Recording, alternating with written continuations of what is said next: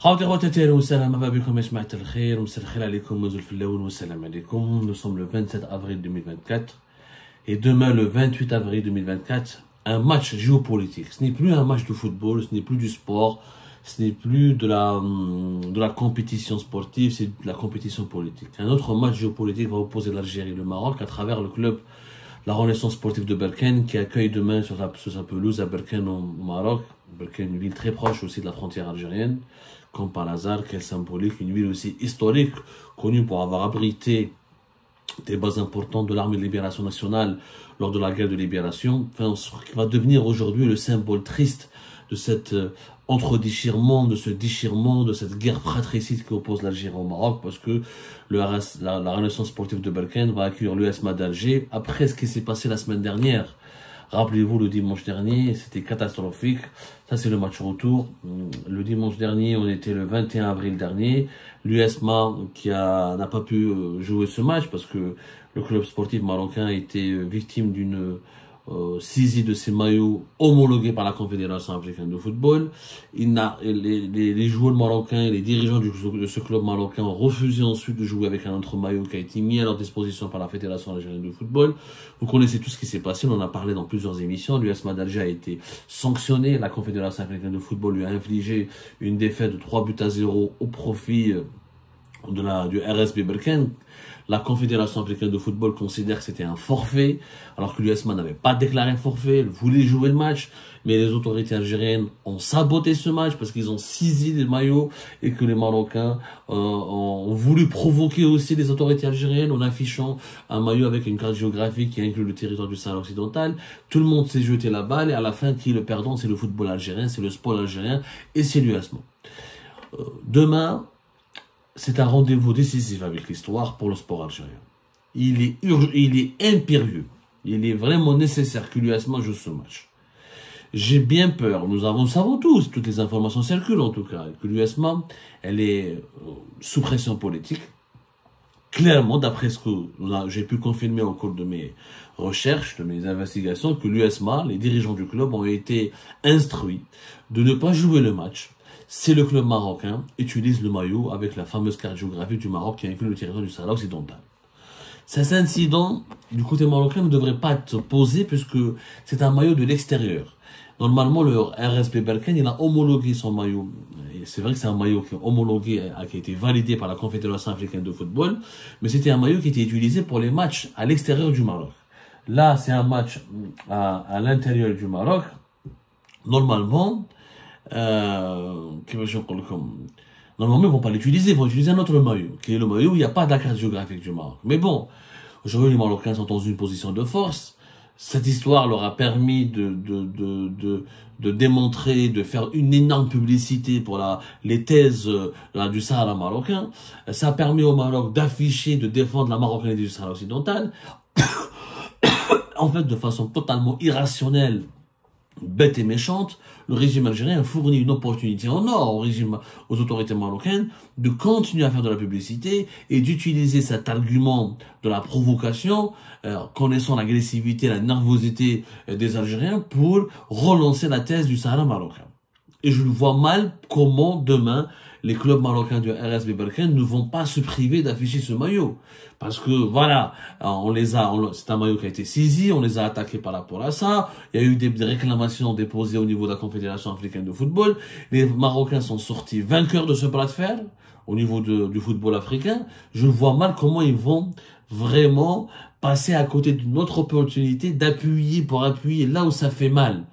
Pour démontrer aux Algériennes et aux Algériens, en tout cas aux autorités algériennes, parce que tous les Algériens ne sont pas concernés par ce conflit autour du Sahara occidental, pour ne pas dire la majorité des Algériens se contrefichent royalement, ils savent même pas où ce territoire est situé, ils ont d'autres problèmes, d'autres chats à fouetter, mais les Marocains ne vont pas hésiter certainement demain à porter ce maillot pour dire au régime algérien, on est là, on vous emmerde, c'est notre Sahara, c'est le Sahara et les Marocains, et là, ça va bousculer encore une fois l'USMA qui va se retrouver prise au piège et qui risquent d'être, les dirigeants de l'USMA risquent d'avoir des téléphones et des coups de fil de la part depuis Alger pour leur dire ne jouez pas, n'allez pas sur le terrain. Et là, ça va être une catastrophe absolue pour le football algérien. Pourquoi? Parce que cette fois-ci, la CAF non seulement va décréter la défaite de l'USMA, il va permettre aux Marocains d'aller en finale sans jouer, c'est quand même, alors que l'USMA c'est le tenant du titre, et qu'un titre, pour le palmarès du football algérien, c'est quand même important d'avoir des titres africains. Ça joue sur le prestige, ça joue sur le moral, ça permet, l'USMA c'est un club extrêmement populaire. Ça participe au rayonnement de l'Algérie sur le plan continental. Déjà, ce rayonnement, il est extrêmement affaibli, extrêmement fragilisé. Et en plus, on va se tirer une balle dans le pied en se privant d'un titre que l'USMA peut remporter, peut conserver, parce qu'elle a les talents nécessaires et les atouts nécessaires pour disputer, pour protéger ou pour essayer de garder son titre, pour essayer de jouer au maximum. L'USMA a tout pour rester champion encore. C'est une belle équipe, ce sont des bons joueurs, c'est une équipe bien dirigée, structurée, plein de talent. Ce serait vraiment dommage d'empêcher les joueurs algériens de jouer et de provoquer leur élimination sans même pas avoir joué, et donc de les priver d'une finale qui aurait pu leur permettre de défendre leur titre. Alors l'article, faut savoir que le règlement de la Confédération africaine de football, il est clair, très clair. L'alinéa 8 de l'article du règlement intérieur de la Confédération africaine de football précise qu'un forfait déclaré par une équipe après s'être qualifiée pour les matchs des quarts de finale et de demi-finale entraîne, outre la perte du droit d'entrée, une amende de $50,000. En plus, le paragraphe 10 de ce même règlement, il dit qu'en plus des sanctions pécuniaires dont il est question dans le paragraphe 4 et 9, toute équipe déclarant forfait au cours de la compétition après l'établissement du calendrier sera interdite de participation à toutes les compétitions interclubs de la CAF pour les 2 prochaines éditions qui suivent l'édition de son forfait. C'est-à-dire, le règlement est clair. Si tu ne joues pas, tu déclares forfait. Si tu es déclaré forfait, après le premier forfait, tu as déjà un forfait à ton actif pour le match aller, pour le match retour. Là, l'USMA ne peut pas dire, parce qu'au match aller, l'USMA, ils avaient un argument. C'est un problème politique, c'est pas nous, c'est pas la Fédération algérienne de football, c'est les autorités algériennes qui ont saisi les maillots. Et même, la CAF a été gentille. Franchement, pour le match aller, la Confédération africaine de football a été gentille. Parce que chef les dirigeants de l'USMA et les dirigeants de la Fédération algérienne de football, ils ont pris des positions politiques. Ils ont crié, ils ont crié sur les représentants de la CAF, ils ont fait des déclarations dans les médias, ils ont dit que c'est une affaire de souveraineté nationale, que nous-mêmes on n'accepte pas de jouer face à une équipe qui porte ce maillot, que la souveraineté du pays, l'USMA n'est pas concernée par la souveraineté du pays. Les dirigeants du club de l'USMA ne sont pas là, n'ont pas été nommés, n'ont pas un mandat pour protéger la souveraineté du pays. La souveraineté du pays, c'est les ministres, c'est le gouvernement, c'est l'ambassadeur, c'est les diplomates, c'est les militaires, c'est pas les joueurs, c'est pas une équipe de football. Déjà, la CAF, la Confédération africaine de football, aurait pu considérer l'USMA comme complice. Alors que l'USMA n'a rien fait. C'est pas l'USMA qui a saisi les maillots, c'est pas l'USMA qui a empêché les joueurs marocains de porter leurs maillots, c'est les autorités algériennes. Donc c'est une affaire politique. La Confédération africaine de football, ما حبش تكبرها. Mais le مرة هذه لو كان l'USMA ne joue pas. Tu peux pas me dire de laisser les autorités algériennes, parce que c'est au Maroc. Donc personne n'a saisi les maillots marocains. Si tu joues pas, ça veut dire que tu es partie prenante de ce conflit politique. Ça veut dire que tu veux politiser le football, alors que la Confédération africaine de football dit clairement que ce maillot est homologué, que moi je ne reconnais pas le problème politique entre l'Algérie et le Maroc. Donc là, l'USMA risque d'être écartée pendant 2 ans. Après, ils peuvent avoir d'autres... Attention, parce que dans la première sanction infligée à l'USMA, il y a la Confédération africaine de football dans son communiqué, le dernier, elle parle d'une sanction additionnelle ou supplémentaire. Il y aura d'autres sanctions, mais l'affaire n'est pas encore conclue. Le football algérien est en danger. Demain, la Confédération africaine de football, elle risque de s'énerver pour se faire respecter, pour éviter que des situations similaires, mais elle est inédite. C'est la première fois qu'en Afrique, que les clubs d'un pays ne veulent pas jouer face au club d'un autre pays, parce que pour une histoire pour des considérations purement politiques, pour l'histoire d'un maillot, d'un conflit qui ne concerne pas le pays lui-même. Parce que l'Algérie, normalement, le Sahara occidental, c'est pas un territoire algérien. Le Maroc n'a pas envahi un territoire algérien. C'est censé être un territoire qui est indépendant. C'est une affaire qui doit considérer le Polisario, qui doit concerner normalement le Polisario et la République arabe sahraoui. C'est l'Algérie qui est la première fois dans l'histoire du continent africain pour un conflit dans lequel elle n'est pas officiellement impliquée, et un conflit qui ne se déroule pas sur son territoire, elle boycotte et elle ne veut pas participer à une compétition sportive, qui est un match de football contre une équipe marocaine. C'est inédit. Là, on est en train de donner des arguments pour que les lobbies les plus anti-algériens au sein de la Confédération africaine de football imposent à l'Algérie des sanctions extrêmement graves. Ça peut aller vers l'exclusion de tous les clubs algériens. Et on dans la CAF, la Fédération algérienne de football, elle politise le football, alors que le statut de la FIFA impose une neutralité à toutes les associations sportives qui sont membres de la FIFA, qui sont agréées par la FIFA. Il est possible que la Confédération africaine de football, qui serait peut-être même soutenue par la FIFA plus tard, elle pourrait exclure tous les clubs algériens. Plus personne ne va participer. Plus personne ne va participer. Capable de dire, ou t'as joué Hasnin. Le club algérien, il joue Hasnin. Et le football algérien, comment on va gérer le moral des supporters? N'oublions pas que le football, c'est le sport roi, c'est le sport le plus populaire du pays. C'est plus qu'un sport, c'est un exutoire. C'est un espace de libération des pulsions et des émotions et des frustrations de la jeunesse. Les stades de football sont très politisés. C'est les seuls endroits où on peut chanter, on peut faire des slogans, on peut s'exprimer, on peut oublier sa détresse, on peut oublier son malheur. Demain, imaginez tous les clubs algériens, où il y a les clubs phares de l'Algérie, sont éliminés de toutes les compétitions sportives africaines. Vous imaginez, les supporters peuvent péter un câble. Moi, je parle à beaucoup de supporters à l'USMA.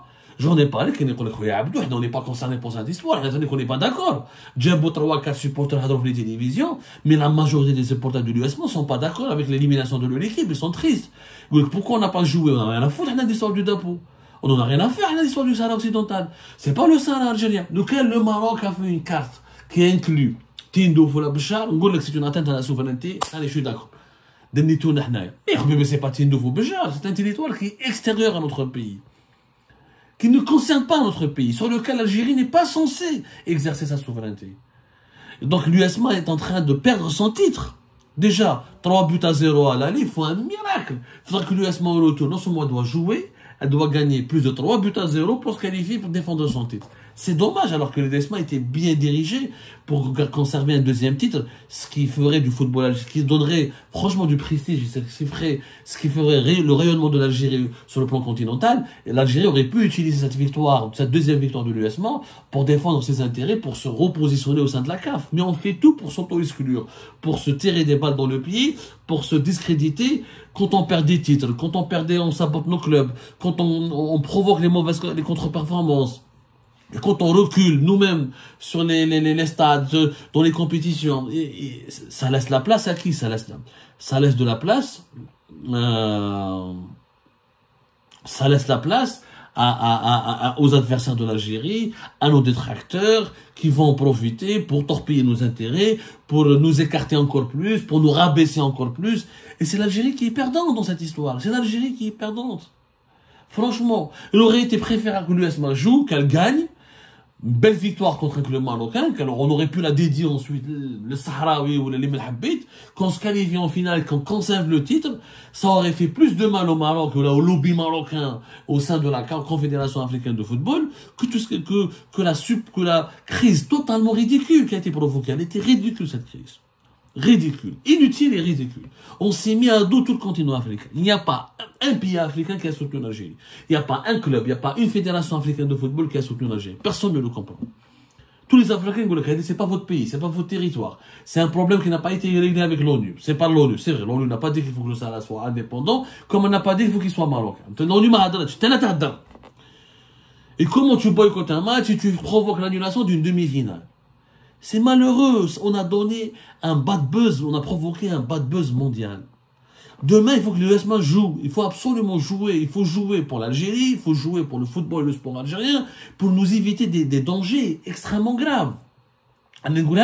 Et les supporters algériens vont exploser. Wallah, si la Confédération africaine de football va sanctionner gravement l'USMA, et après, une enquête approfondie démontre une relation directe entre les dirigeants politiques du pays et les dirigeants politiques du football, les dirigeants du football algérien, et capable, les lobbies anti-algériens au sein de la CAF vont pousser l'affaire encore plus loin pour demander l'exclusion de tous les clubs algériens. Ça peut toucher même la sélection nationale, ensuite. On ne joue pas avec les règles. Le football africain, il est réglé, il est géré par la CAF. La CAF, c'est pas l'Union africaine, c'est pas l'ONU, et c'est pas l'OTAN. C'est une organisation sportive, apolitique. Oui, il y a toujours du politique dans le sport, mais la politique, elle est pratiquée de manière assez fine, assez intelligente. Mais je trouve que le directement avec brutalité, avec agressivité, et tu veux changer toutes les règles du jeu, et tu veux la Confédération africaine de football ne reconnaît pas le Sahara occidental. Il n'y a pas une équipe nationale de la race qui est membre de la CAF. Il n'y a pas un championnat sahraoui qui est reconnu par la Confédération africaine de football. Il fallait calculer, il fallait faire tous ces calculs avant de se lancer dans ce bras de fer. C'est vraiment, on joue avec l'avenir de nos joueurs, de nos sportifs, de nos footballeurs. Et le football est une soupape. Toutes les frustrations qui vont s'aggraver après cette affaire, après une éventuelle défaite, une éventuelle grave élimination de l'Algérie des compétitions africaines, on va subir des contre-coups qui vont menacer la stabilité du pays. On a déjà une cause légitime, oui, elle peut paraître légitime, la cause sahraoui, mais je ne vais pas sacrifier les intérêts de mon pays pour cette cause. Je ne peux pas torpiller les intérêts de mon pays pour cette cause. Je peux défendre cette cause de façon harmonieuse avec mes intérêts. Mais je ne vais pas me sacrifier parce que c'est pas ma cause. C'est pas la cause du peuple algérien. C'est une cause qui est censée être internationale, qui est censée être une cause de l'ONU, de l'Union africaine. Mais l'Algérie ne peut pas porter sur ses épaules toutes les causes du monde à elle seule. Et pas au détriment de nos propres intérêts. Pas au détriment de nos propres intérêts et des intérêts de notre jeunesse, dont le football est un sport extrêmement populaire et un espace de liberté d'expression et un espace de refoulement des pulsions négatives et violentes de la société extrêmement précieux. Demain, j'espère que les joueurs de l'USMA vont jouer. Je l'espère de tout cœur.